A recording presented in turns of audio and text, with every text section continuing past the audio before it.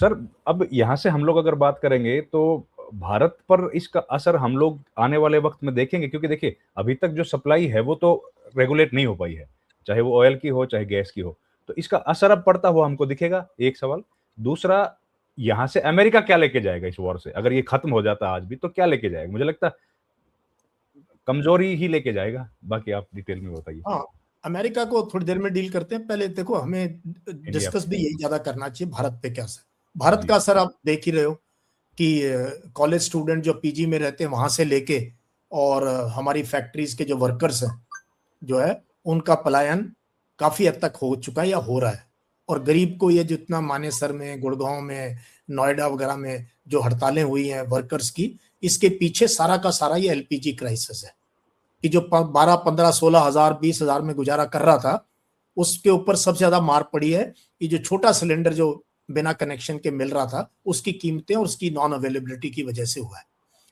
तो और उसके बाद अभी आने वाले से फर्टिलाइजर, आप मेरे से ज्यादा समझते हो, आप जर्नलिस्ट हो, गांव देहात में घूमते हो। हमारी पूरी की पूरी जो है पॉलीमर इंडस्ट्री, जो प्लास्टिक्स की बोतलें बनती है, पैकिंग मटेरियल बनता है, लाखों करोड़ों रुपए का व्यापार है हमारा जो भारत में, वो सारा का सारा जो है ठप हो रहा है। मोरबी में जो हमारी टाइल की जो है 90% यूनिट्स वहां पे हैं गुजरात में, वो सारा का सारा जो है फैक्ट्रियां बंद हो गई हैं क्योंकि वहां से हमारे पास गैस नहीं आ रही है।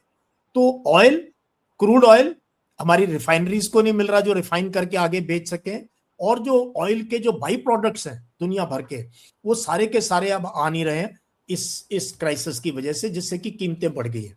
एक तो ये असर है जो सबसे गरीब पे पड़ रही है मार। दूसरा है जो हम एक्सपोर्ट करते हैं, तकरीबन 40 लाख टन बासमती चावल जो है अटका पड़ा है बंदरगाहों में, जो वेस्ट एशिया में कंज्यूम होता है। हमारा चावल बहुत यूज होता है बासमती, ईद भी चलेगी उसके बिना, है ना। तो वहां पर जितने देश हैं, एक तो इंडियंस ही इतने काम करते हैं, इंडियंस हैं, पाकिस्तानीज हैं, बांग्लादेशीज हैं, लोकल लोग हैं। तो भारत के का चावल, भारत के मसाले और कपड़े, हमारे जो रेडीमेड गारमेंट सेक्टर है उसको जो मार पड़ी है। तो बहुत से हमारे जो हम एक्सपोर्ट करते हैं इन देशों में, खाड़ी के देशों में, वो नहीं हो पा रहे। जब तेल ही नहीं आ पा रहा है तो इन शिप्स को कौन जाने देगा वहां पर। तो ये है। फिर जो हमारे वर्कर हैं वहां पे, उनकी रेमिटेंसेस पे भी असर पड़ा है। वो भी काफी लोग अपने जो निकल सकते थे निकल के आ चुके होंगे या आ रहे हैं। तो हमारे ऊपर तो डायरेक्ट इम्पैक्ट है भारत के ऊपर इस पूरी की पूरी लड़ाई का। इसीलिए चाहे वो पाकिस्तान करे, कोई करे, हमें उसमें खिल्ली उड़ा के, मजाक उड़ा के, ओछापन दिखाने की जरूरत नहीं है। हमें कहना चाहिए भी जो पीस करे हमारे हक में, हमारे हक में है, क्योंकि वी आर अफेक्टेड ह्यूजली, और हमारी पॉपुलेशन भी ज्यादा है, तो इसलिए हमारे यहाँ इम्पैक्ट भी ज्यादा है। तो ये है हमारी दशा इसको लेके। इनफैक्ट मैं हैरान हूं कि ये पार्लियामेंट सेशन हुआ, इसमें क्यों नहीं हमने एक दिन वेस्ट एशिया की लड़ाई पे डिस्कस किया, एक बार भी क्यों नहीं डिस्कस हुआ। हमें सारे आयाम पता चल जाते हैं इस पूरे के पूरे उसके, क्योंकि parliament is a good forum for discussing issues like that, वो नहीं हुआ। तो ये हमारी पोजीशन है। अमेरिका पे आपका सवाल सही है। अमेरिका का तो ये डिमिनिशिंग जो उसकी पावर डिमिनिश, क्योंकि देखो पावर जब तक है आपके पास तो आप यूज कर सकते हो, बट जब आप यूज करोगे उसको तो कहीं ना कहीं डिमिनिश होगी, क्योंकि आप रिप्लेनिश नहीं कर पा रहे हो। उनके इंटरसेप्टर्स की हालत देख ली आपने, थर्ड पैट्रियट मिसाइल सिस्टम्स की, वो इंटरसेप्टर ही नहीं बना पा रहे उस स्पीड से। उनके सारे के सारे इंटरसेप्टर तकरीबन खत्म हो गए। फिर जो इनके हाई क्वालिटी के एयरक्राफ्ट्स हैं, एवैक्स हैं, जो एयरबोर्न वार्निंग सिस्टम्स है, जो कि पूरा का पूरा जैसे कंट्रोल रूम नीचे होता है ना, ये भी दर्शकों को बता दूं, जैसे हम नीचे बैठ के कंट्रोल रूम, ऐसे हवा में कंट्रोल रूम एक एयरक्राफ्ट, बोइंग एयरक्राफ्ट वगैरह में बनता है, जहाँ रडार लगे हैं, सिस्टम लगे हैं, जो कि एक एयरक्राफ्ट ऐसा हवा में रहे तो वो 40-50 फाइटर एयरक्राफ्ट को कंट्रोल कर सकता है। It is a operational room in the air. वो इनके बहुत महंगे हैं, ये वो बर्बाद हो गए इनके। फिर इनके उन्होंने यूरेनियम निकालने की कोशिश की, उनमें इनके C-130 एयरक्राफ्ट, इनके टॉम हॉक और ये कौन सा ब्लैक हॉक हेलीकॉप्टर्स, वो इनके हुए। इनके जो बहुत जबरदस्त महंगे ड्रोन है मिलियंस ऑफ डॉलर के, कुछ हम भी खरीद रहे हैं, वो बर्बाद हो गए बहुत ज्यादा। तो इनको इनका असला काफी इनको और प्रेस्टीज ऐसे सुपर पावर की 40 दिन में पहली बार है कि यूएस ने हाँ मान ली हो सीज फायर के लिए। सो यूएस की तो दिस इज, ये ऐसे लग रहा है जैसे यूके का 1956 स्वेज कैनाल की क्राइसिस में यूके की पावर का डिमिनिशिंग है। सही, अगर ये ऐसे ही अपने यूज करते रहेंगे पावर को बेवकूफी के कामों में, तो अमेरिका की हेजमनी, अमेरिका का जो डर है लोगों को अभी तक, वो धीरे धीरे जो है कम होता जाएगा। तो अमेरिका इस लड़ाई से लड़ाई तो हार ही चुका है। देखो, मॉरल लड़ाई भी हार चुका है, स्ट्रेटेजिक लेवल पे भी हार चुका है, नैरेटिव की लड़ाई हार गया है। अमेरिकन नैरेटिव जो इतना कंज्यूम करते हैं हमारे अमेरिकन टीवी चैनल, अमेरिका के जो पॉडकास्टर्स हैं, जो यूट्यूबर्स हैं, जो वेटरन्स हैं, वो अब देखो जरा, by and large they are covering the Iranian war very well, और वो सारे के सारे जो है अमेरिका की बेवकूफियों को हाईलाइट कर रहे हैं। So America narrative psychological level पे भी बैटल हार चुका है, और टैक्टिकल लेवल पे तो जिस प्रकार से ईरान ने जवाब दिया है, सो इसलिए अमेरिका के लिए तो जितना जल्दी यहाँ से निकल लो उतना बेटर रहेगा उनके लिए। और इजराइल का भी बताइए सर, इजराइल पर क्या असर होगा? देखो, इजराइल अभी अलग थलग हो गया है। एक टाइम था जब, यही 2 साल पहले तक, जब गाजा भी हुआ था 7 अक्टूबर 23 को, है ना, जब हमास ने जो एक सनसनीखेज अटैक किया था, पूरी दुनिया इजराइल के साथ हो गई थी, और यूरोप तो टोटली, आपको याद है ब्रिटेन ने भी जहाज भेज दिए, ब्रिटेन ने अपने, और फ्रांस वगैरह ने भी बोला हम मेडिटेरेनियन सी में अपने उतार देंगे एयरक्राफ्ट, हम एड नहीं पहुंचने देंगे, हम ये नहीं। The whole world, specially the western world, the Christian world was with Israel. अब कोई नहीं है, अब कोई नहीं है। And countries like Brazil, South Africa, दाद देनी पड़ेगी साउथ अफ्रीका की, वो इनको खींच के ले गए इंटरनेशनल कोर्ट ऑफ जस्टिस में। ये इन्होंने लीगली इनके अगेंस्ट प्रोसीड किया, नेतन्याहू के अगेंस्ट और इनकी एडमिनिस्ट्रेशन के अगेंस्ट।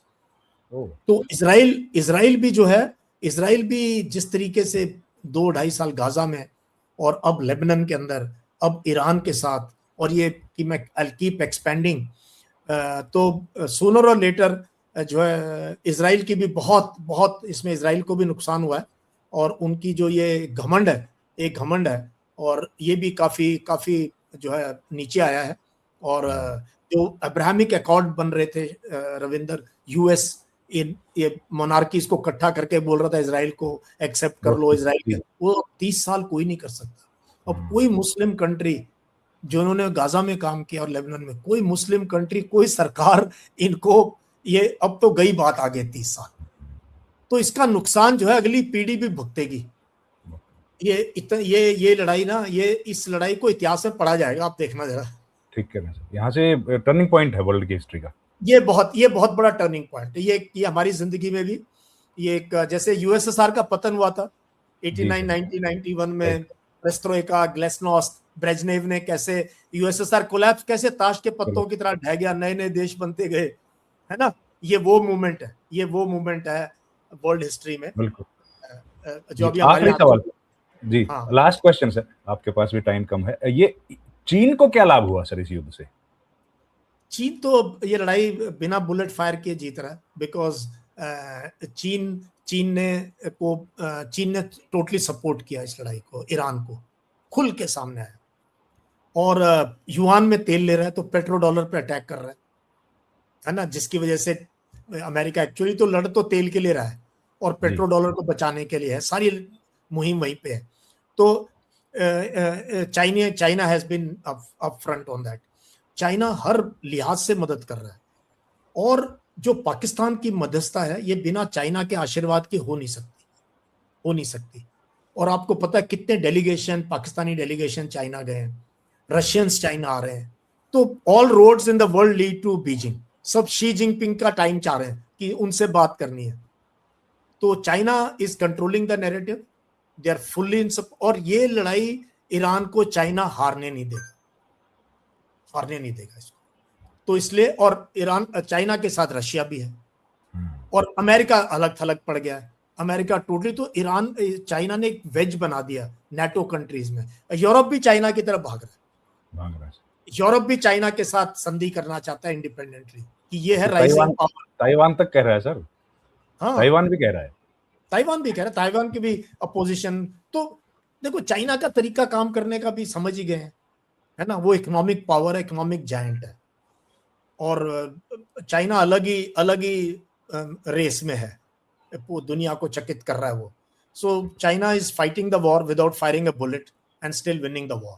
तो ये चाइना है, और बहुत सोचे समझे तरीके से, ठंडे दिमाग से चाइना इस लड़ाई को जो है, और तुर्की, पाकिस्तान, सऊदी अरेबिया, ईरान, ये सारे के सारे, अफगानिस्तान, रशिया, ये सब के सब अलाइंड हैं विद चाइनीज।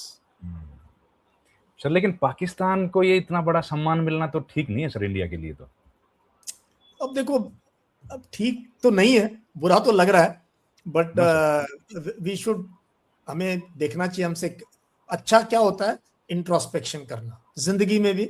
जो मेरे पास बच्चे आते हैं और कहते हैं सर ये नहीं हो रहा, मैंने कहा यार पहले तो अपना डायरी लिखो और इंट्रोस्पेक्ट करो। इंट्रोस्पेक्ट का मतलब पहले देखो कि आपने क्या बेवकूफियां अभी तक करी हैं।